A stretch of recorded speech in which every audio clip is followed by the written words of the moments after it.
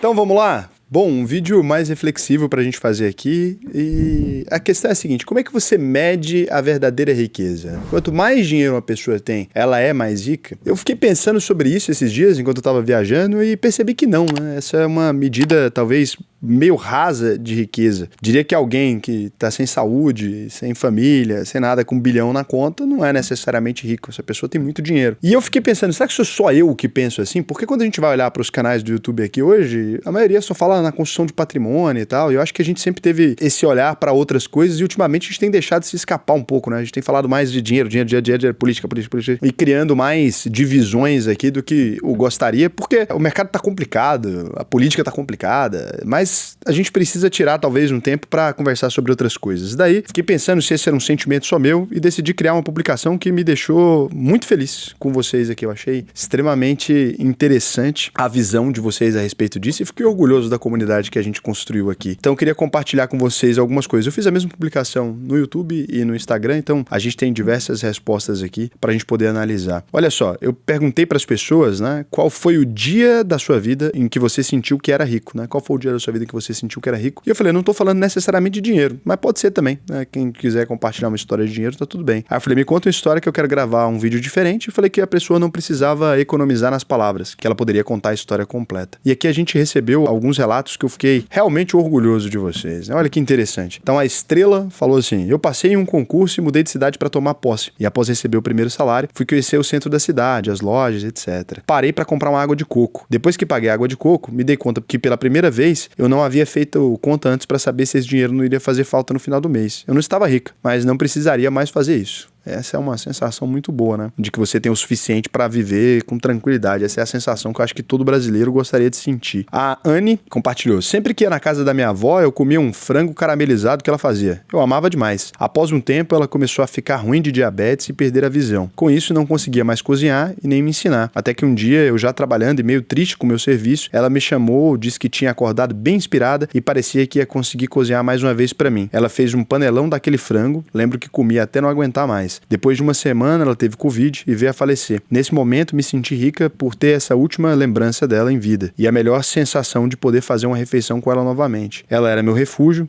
Nesse momento, entendi a existência de Deus e fui rica de felicidade. Te amo, vó Lena. Então, imagina isso, né? Quando a gente pergunta sobre riqueza, olha o que a pessoa se lembrou. Ela se lembrou do último momento que ela teve com a avó dela. É claro que se a gente for pensar em termos econômicos, você vai precisar, sim, de dinheiro para comprar frango, para comprar comida, para comprar todas as coisas, uma casa, né, para possibilitar esse momento. Ninguém seria feliz sem essas coisas. Mas você vê que isso não é a centralidade da vida da pessoa, né? Ela tá falando de uma sensação que não tem necessariamente a ver com dinheiro, apesar do dinheiro estar presente ali. É isso que eu tento explicar para vocês, que muitas vezes não é sobre ter mais dinheiro e mais dinheiro, né? É sobre como você utiliza esse dinheiro, para que você utiliza, qual que é a função que você dá para esse valor que está na sua conta. O dinheiro por si só, ele acaba não significando tanta coisa. Eu tenho uma história bem parecida com essa. Depois que a minha mãe faleceu, quando eu tinha ali pelos 18 anos, como ela foi fazer a cirurgia, ela tinha guardado ainda algumas refeições ali no congelador. E daí deu para ficar comendo comida da minha mãe quando ela já não existia mais. Então foi uma coisa interessante. Da última refeição que eu fiz com o meu irmão. Ele voltou de viagem da Alemanha, eu deixei congelado por sei lá quanto tempo. Nem sei se isso é recomendado, mas a gente comeu e foi a última vez que a gente comeu a comida da minha mãe. E minha mãe cozinhava muito bem, né? Sempre enchia a casa de gente, todos os dias. Na minha casa, sempre, todos os dias, almoçavam umas 10 pessoas diferentes ali. O pessoal ia passando por lá. E minha mãe gostava sempre de fazer comida pra muita gente. Então, os amigos dela passavam lá com frequência. A minha casa sempre teve essa quantidade inestimável de pessoas. Num fim de semana, chegava a ter 30 pessoas almoçando em casa. Parecia uma rave. Cada um levava um pouco de coisa e tal, fazia aquele negócio. Eles ficavam tocando violão, cantando e tal. Então, é uma coisa bem feliz da minha infância. E é por isso que eu gosto de dormir com barulho até hoje. As pessoas falam, mas você não tem problema com barulho? Eu não tenho problema não, porque eu acostumei desde criança a dormir com barulho, então não tem nenhum problema. A Licaele Porciúncula, caramba, nome chique, né? Ela falou: a minha mãe trabalhou a vida inteira para sustentar eu e os meus irmãos. Ela tomava café com Coca-Cola para ficar acordada e virar à noite nos fins de ano para conseguir ganhar um pouco mais de dinheiro como costureira e nos fornecer uma vida digna. Tem alguns meses que ela disse que iria parar de trabalhar porque estava muito cansada, já que meu pai tinha se aposentado e iria viver só com o salário mínimo da aposentadoria dele até ela poder se aposentar também, no ano seguinte. Isso era impossível porque o dinheiro não seria suficiente para eles terem uma vida minimamente decente. Eu liguei para o meu irmão e juntos conseguimos complementar a renda dela para ela parar de trabalhar e conseguir descansar. Quando eu era criança, queria ser adulta e ter dinheiro suficiente para conseguir isso. Não sou rica, muito longe disso, mas percebi que tinha o suficiente para que o dinheiro signifique alguma coisa na vida de quem tanto deu a vida para que eu conseguisse isso. Acho que o sentimento de gratidão, no geral, é o sentimento que mais nos complementa, né? Quando você pode fazer algo por alguém, acaba sendo melhor que fazer por si mesmo. Eu tenho uma relação muito próxima com isso aqui, porque eu pago e paguei a faculdade dos meus primos. Minha avó, ela tem um cartão de crédito que tem um dinheiro lá que ela usa, gasta a bichinha, viu? E usa todos os meses. Antes do meu pai falecer, eu que sustentava ele. Hoje em dia eu pago pensão pra filha pequena dele, que ele deixou, né?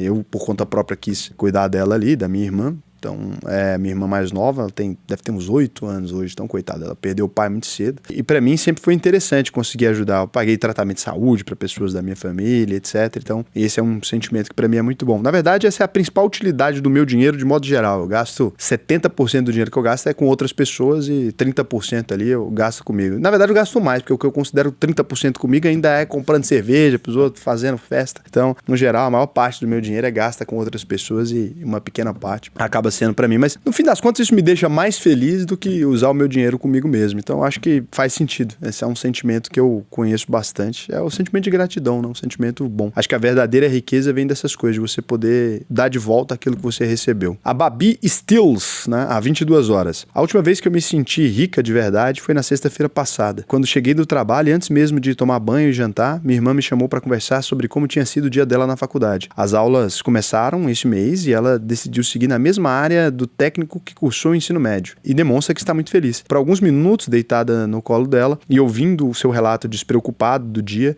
me dei conta do quão rico eu era naquele exato momento, pois eu havia conseguido criar um ser humano de bem e feliz. A sensação de estar em casa com a família, todos alimentados e saudáveis e seguros, não tem preço. Acho que é isso que faz o estresse e os perrengues do trabalho valerem a pena. Com certeza, tá certíssima. Vocês mandaram mais ou menos uns 200 relatos, gente.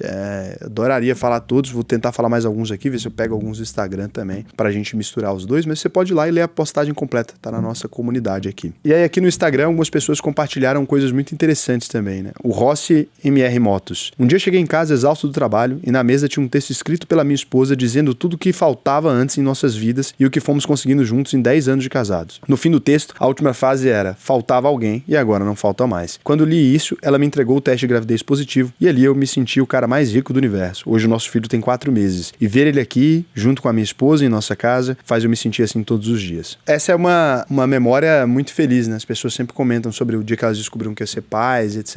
Essa eu não tive ainda, então quando eu tiver eu posso compartilhar as minhas impressões sobre isso com vocês. O Iruzuki. Eu estava no meu interior voltando para a capital onde estudo. Minha mãe foi me deixar de moto. Me deu um abraço e um beijo como sempre. Eu subi no ônibus e vi, pela janela, que ela ficou esperando, acenei e ela sorriu. Ela tem o sorriso mais lindo do mundo. Tenho certeza que ela pediu para Jesus e Maria me protegerem durante o caminho. Essa é uma boa memória. Eu me lembro das vezes que a minha mãe ia me deixar na porta da escola, raras às vezes, minha mãe no geral não ia, mas às vezes que ela foi me deixar na escola foram vezes muito específicas, né? E a gente não dá muita moral quando tá acontecendo a memória específica quando a gente é criança, né? Depois que você cresce, essas coisas ganham um significado novo. É interessante porque quando criança a gente não tem a dimensão daquilo que tá acontecendo porque não viveu o tempo suficiente para sentir a cena da maneira como ela era. Por exemplo, hoje em dia eu tenho uma lembrança do meu avô muito interessante. Meu avô, ele não dirigia, nunca dirigiu. Meu avô foi pedreiro e foi muito pobre a vida toda, então nunca teve carro nem nada. Mas ele ia me deixar na escola de bicicleta. Interessante. Sabe aquelas bicicletas cargueira que tem um negócio pra pôr carga? Porque aquela bicicleta o pedreiro tem, porque ele põe um cimento ali em cima e vai, né? Meu avô colocava um travesseirinho naquela coisa de cimento e eu ia sentado ali e ia balançando aqui. Eu achava o máximo. Achava muito legal. E depois, quando eu cresci, eu achei mais legal ainda. Mas quando eu era criança, eu já achava legal. Eu bati um vento na cara e tal. E imagina que ele era um senhor já de 70 e poucos anos de idade. Hoje em dia eu fico pensando, isso não é nem recomendado. Se cair, estrala tudo, arrebenta com tudo, né? O Douglas Fischer. Quando eu chego em casa e vejo meu filho me esperando com um beijo. Aí eu sinto muito rico por ter minha família, né? E o seu Miau Oficial. Sou pai e tenho um filho de 18 anos. Já trabalha, acredito, né? Acabou de entrar na Universidade Federal. Sei que nesse mundo ele pode ter 8 milhões de amigos, mas pai ele só tem eu.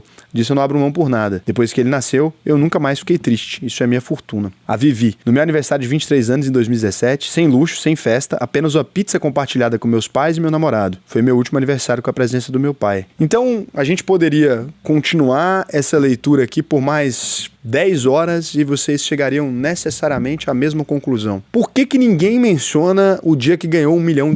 É isso a pergunta que eu queria. A gente sabe que aqui nessa página a gente tem um monte de pessoas, um monte de alunos da UVP, um monte de clientes meus que tem muito mais que isso, tem 50 milhões, 40 milhões. Será por que que ninguém menciona o dia que eu ganhei R$25 milhões, o dia que eu percebi que eu tinha R$100 milhões, o dia que eu percebi que eu tinha R$30 milhões? Porque naturalmente, apesar do dinheiro ser importante e fundamental, ele não é a coisa mais relevante da vida de ninguém. E é por isso que eu sempre falo aqui, né? As pessoas ficam questionando eu falar de relacionamentos, eu publicar textos que não tem absolutamente nada a ver com os investimentos. Tem sempre alguém que questiona, fala de investimento. Não fala sobre isso, fala de investimento. E eu falo que não tem como separar, porque ninguém investe para colecionar dinheiro, ninguém investe para postar um print de olha como a minha conta está recheada de dinheiro. As pessoas investem com uma finalidade específica e normalmente essa finalidade é a mais bonita das finalidades. Quase todo mundo que quer ganhar dinheiro, né? Se você pegar 95% dos inscritos desse canal, eles querem ganhar dinheiro não para ter alguma coisa na própria vida, eles estão querendo ganhar dinheiro por uma terceira pessoa, né? Normalmente por uma outra pessoa ali, pela mãe, ou para dar uma vida digna para a família, ou para fazer alguma coisa com esse dinheiro. As pessoas que procuram o dinheiro somente por essa necessidade vazia, e existem, né? Tem uns 5% aqui que procura dinheiro, eu vou encher um carro de vagabundo, sei lá, ou qualquer coisa desse jeito, ou de vagabundo. Se você é uma mulher. Essas pessoas, elas não conseguem chegar muito longe. No geral, a maior parte daquelas pessoas que vão construir um patrimônio sólido e conseguir chegar lá, tem muito mais a ver com esse tipo de coisa. Eu queria compartilhar isso com vocês, porque talvez você esteja procurando dinheiro pelos motivos errados, ou talvez você esteja procurando muito mais dinheiro do que o que você precisa de fato. Tenta pensar naquilo que é importante para você, que os seus investimentos, eles vão acompanhar isso. Você vai investir aquilo que é necessário, pelo tempo necessário e continuar usufruindo da sua vida. Eu não quero ninguém aqui inscrito no canal que invista 80% daquilo que ganha, né, simplesmente com a finalidade de ficar rico. Invista uma parte do seu dinheiro, né, invista ali os 25%, mas se lembre que naturalmente a sua vida tem um fim, como a de várias pessoas que você acompanhou aqui, elas tiveram um fim e seu filho não vai lembrar quanto dinheiro você deixou de herança para ele se ele for um bom filho, né? Ele vai se lembrar muito mais das boas conversas que vocês tiveram e tal. Sobreviver até que é legal, então viver para investir e tal, até que é legal, mas viver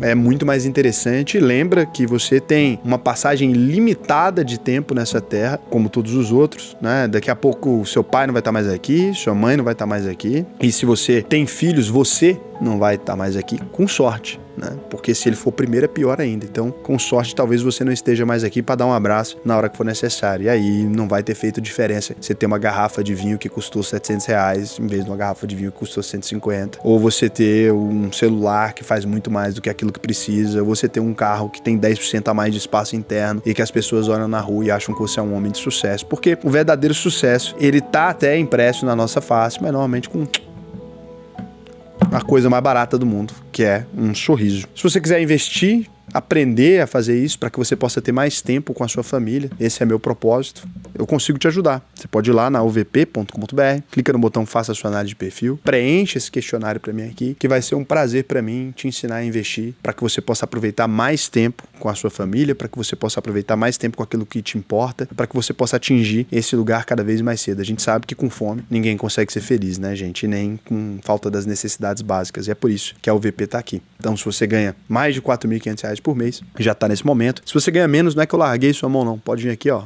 Minha primeira carteira de investimentos, é só que não vai fazer sentido para você acessar a plataforma, que você vai ter um custo que supera os seus benefícios. A partir de R$4.500 por mês, quem ganha 10, 15, 30, 100 mil, 200 mil, todas essas pessoas vão se beneficiar. Quem ganha menos que isso, faz mais sentido você fazer dessa forma. Eu ia compartilhar perguntas de vocês aqui, mas acho que não é um bom momento, não. Vocês mandaram textos tão legais. Vou deixar os links aqui embaixo também dessas duas publicações. Tem tanto a do Instagram quanto essa. Vocês podem ir lá e ler as outras e compartilhar as histórias de vocês. Tá todo mundo conversando sobre elas. Eu queria promover esse tipo de publicação. Eu sei que muita gente vai torcer o nariz e não gosta tanto, mas é só pular também. Não é um vídeo que vai delimitar a sua vida, não. Beijo pra vocês.